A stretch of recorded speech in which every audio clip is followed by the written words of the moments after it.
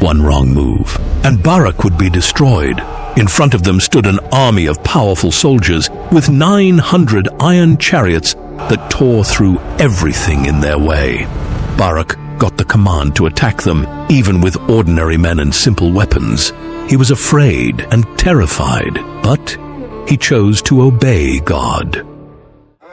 Israel was suffering under a powerful Canaanite king named Jabin.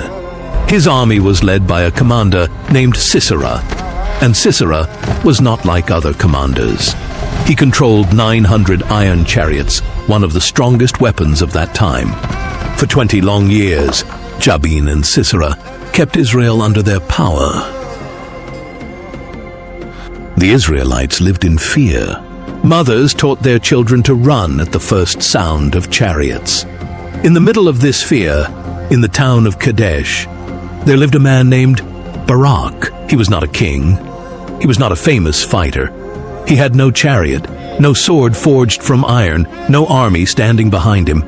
He was simply a man trying to survive like everyone else, watching his people suffer year after year. But there was something different happening in Israel at that time. A woman named Deborah was a prophetess who served God. People from Israel came to her for advice and to help solve their problems. She was wise, she was trusted, and more than that, she spoke with a kind of authority that made people stop and listen. One day, Deborah sent word for Barak. Barak came to Deborah not knowing why she wanted to see him. But before Barak ever met Deborah, he had already heard her name. Travelers passing through Kadesh spoke about the woman who judged Israel.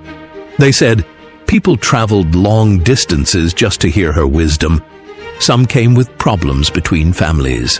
Others came searching for guidance, and again, people returned saying the same thing.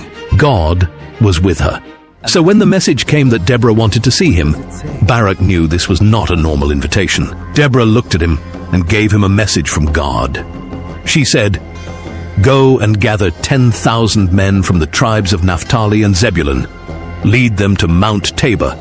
God will bring Sisera there with his chariots and his army, and God will give you victory over him." Barak stood there in silence for a moment, turning the words over in his mind. 10,000 men against 900 iron chariots. He thought about the chariots he had seen from a distance. He thought about the stories, the villages burned, the roads no one dared travel. And he thought about what it would mean to stand in an open field, facing that kind of power with nothing but a spear and a shield. Then he gave Deborah his answer. "If you go with me, I will go. But if you do not go with me, I will not go." Barak was afraid, but he still chose to obey. He trusted Deborah's connection to God more than he trusted his own courage. "Barak, I will go with you, but there is more to God's message. The victory will not be yours. A woman will triumph." Sisera himself will fall by the hand of a woman. Barak didn't argue. He simply nodded and began preparing for what was coming.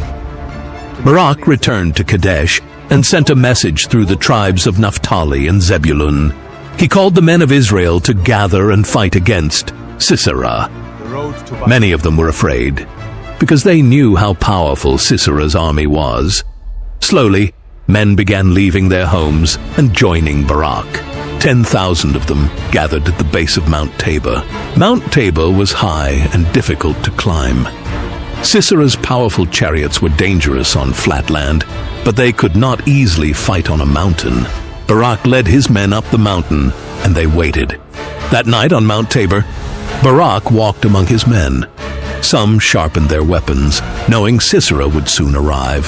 One soldier looked at Barak and asked, "How can we defeat 900 chariots?" Barak looked at the army around him. He knew they were not stronger than Sisera, but he remembered the words Deborah had spoken. God had promised them victory. Down below, word reached Sisera that Israelites were massing on Tabor. A messenger entered Sisera's camp and told him that Barak had gathered an army. When Sisera's soldiers heard about Barak's army, some of them laughed. They had fought Israel before. They knew what happened when their chariots entered the battlefield. One soldier looked toward Mount Tabor in the distance. "They really think they can defeat us?" The other soldiers prepared their weapons without fear. To them, the battle was already finished before it even began.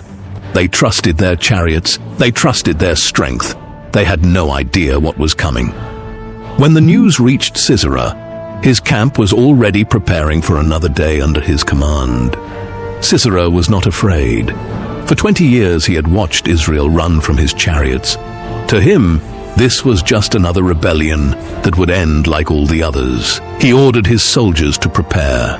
The chariots that had kept Israel afraid for years were brought out again. He could not ignore 10,000 armed men gathering so close to his territory. He gave the order, and his entire war machine began moving. One younger soldier approached Sisera carefully. He explained that there were problems waiting for him back home, and he asked for permission to leave for a short time. Sisera looked at him. Then he looked around at the other soldiers watching. To Sisera, there was only one thing that mattered: victory. He told the soldier that the enemy would not wait for his problems, so neither would he. The soldier lowered his head and stepped back into line. The army continued preparing. This showed how ruthless Sisera truly was. Sisera gathered his army and brought his 900 iron chariots to the Kishon River. The ground shook as the chariots moved forward, with horses, soldiers, and weapons covering the valley below. From Mount Tabor, Barak and his men watched the powerful army coming toward them. Some of the men on the mountain went pale. A few whispered that this was madness, that no one could win against such a force. I don't know. Then Deborah turned to Barak and spoke again. "Go," she said. "This is the day. God has gone ahead of you." Barak looked at his men. Then he looked down into the valley where Sisera's army covered the land with iron chariots and soldiers. He thought about 20 years of fear. 20 years of families hiding, villages suffering, and people running whenever they heard the sound of chariot wheels. He gave the command, and 10,000 men came down off the mountain. What happened next seemed impossible at first. Before the battle began, a few drops of rain touched the ground. One of Sisera's soldiers looked up at the sky, but ignored it. The chariots had never failed them before. But slowly the ground beneath them began to change. As Sisera's chariots pushed across the plain toward the river Kishon, the sky darkened. Rain came, sudden and heavy. The river swelled. The plain that had once been solid and open, perfect ground for chariots to move freely, became a trap. Wheels that once rolled like thunder now sank into the mud. Horses stumbled and panicked, pulling against harnesses that would not budge. Chariots that had terrorized Israel for 20 years became stuck. Barak's men swept down from the mountain into the chaos. What happened next was not the long, difficult battle everyone had feared. It became a complete defeat for Sisera's army. Soldiers who once rode proudly into battle now climbed out of their trapped chariots, trying to escape on foot through the mud. Weapons that once made Israel afraid were no longer enough to stop Barak's men as they attacked from every direction. In only a few moments, Sisera had lost the greatest advantage his army had. Barak pushed forward with his men, cutting through the confusion. Chariots lay abandoned in the mud, horses running loose across the field, soldiers throwing down weapons. The army that had crushed Israel for 20 years fell apart in a single afternoon. Sisera himself understood quickly that the battle was lost. He leaped down from his own chariot and ran, choosing to escape on foot rather than risk being trapped in the mud like the rest of his men. He fled across the plain alone, leaving his soldiers behind, leaving his entire war machine behind. Barak and his men chased the remains of the army all the way to Haroshet Hagoyim. Every soldier of Sisera's army fell that day. Not one was left standing. The chariots that had once rolled across Israel with such terrifying confidence now sat empty and broken in the mud, useless pieces of iron sinking slowly into the earth. But Sisera was still alive, and Barak knew that as long as the commander lived, the threat was not fully over. Far away from the battlefield, was the tent of Jael. That morning had started like any other day. There were no armies around her, no sound of battle, no chariots. She did not know that the commander everyone feared was about to arrive at her own tent. While Barak searched the battlefield, Sisera was getting closer and closer. Sisera ran until his legs gave out from exhaustion, until he stumbled toward the tent of a woman named Jael, wife of Heber. There was peace between Heber's family and King Jabin, so Sisera believed he had found safety. Jael came out to meet him and told him not to be afraid. She brought him into her tent and covered him with a blanket. He asked for water, and she gave him milk instead, something warm and comforting that would help him rest. Sisera asked her to stand at the entrance of the tent and tell anyone who came looking that no one was inside. Then he fell into a deep sleep.